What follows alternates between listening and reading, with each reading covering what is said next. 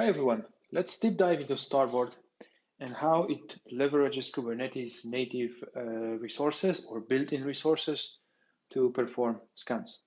In one of the initial videos, when we open sourced this tool, we showed the Starboard CLI and demonstrated how to perform different scans. Today, I would like to show you how to troubleshoot the Starboard CLI in case of errors. So let's get started. What you can see here is Lens Kubernetes IDE, which I'm using, and I'll be using it along this demo.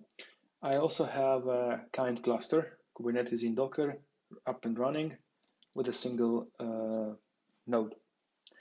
So to start with, you need to install Starboard. I'm using Crew as a plugins manager for kube control, so you could just go ahead and install it. Install the latest version. I've already done that, so as you can see, it's already installed in my class, in my environment.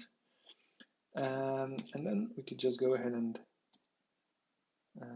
initialize it. There's a one-time initialization command, which creates custom resource definitions, and it also creates a namespace called Starboard in which we run all the jobs, all the scan jobs that you are going to see in a minute.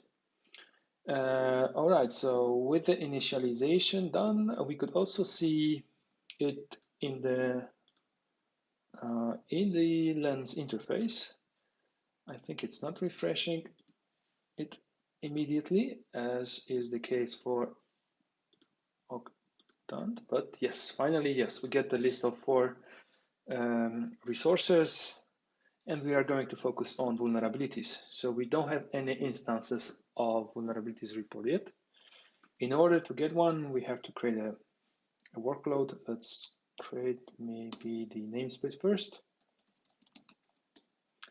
And then we can run an engine spot in this namespace, specifying the image that we know is vulnerable. And now we could just scan it. So Starboard has this find vulnerabilities command where we specify the workload that we want to scan. To specify pod, put it verbose output, and let's specify the flag which is useful for troubleshooting, which is delete scan job false. We could also specify the timeout, but without specifying the timeout, it runs forever. So it waits forever for the scan job to complete.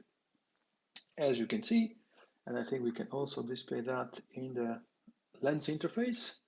There is a job created in the Starboard namespace, which is not complete, it's pending. And then we could also jump and see the underlying pod. So this pod has 2 containers. The init containers is running a command which pulls the latest 3VDB. And then there is an actual container called nginx pod. The name corresponds to the container of the workload that we scan. And then this container outputs the 3D scan report to the logs, so we could parse it and transform into an instance of a vulnerability report. So if everything is fine, we should see that. I'm just trying to refresh it. Yes, it's complete. So I assume that if I go to vulnerabilities here, this will be my scan report. As you can see, the labels that we are using for associating the reports with the workloads. And if I click here and fold the managed fields, you see that's the report that we have just created with the Starboard CLI. So we found one high vulnerability. There is a 32 medium, and you can also scroll to see all the details here. Let's now try to run kubebench. Kubebench is using the CIS kube benchmark report, which is a cluster scoped custom resource. And unfortunately, I found out that those cluster scope resources are not displayed by Lens. I think I'm going to open a bug for Lens, but the idea is the same. You will see that, well, this time the scan job has been automatically removed. Let's try again and say, we don't want to remove the job, and you see it's running, has completed, and yeah, you could also go here and check the underlying pod and make sure that the pod that we scheduled is complete. In case of troubleshooting, this might be very useful. One more thing to note is to navigate to the logs of a given pod. And as I said in the beginning, we have init container just to download the 3VDB.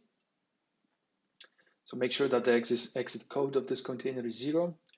And then we also have a container, scan container that corresponds to the workloads container, right? So that's the output that we parse in order to create an instance of the vulnerability report. All right, so with that, I hope it was useful in case you try Starboard, and hopefully you don't need to troubleshoot it, but in case of errors, make sure that you follow all the steps that I showed you, and let us know what do you think about it. Thank you.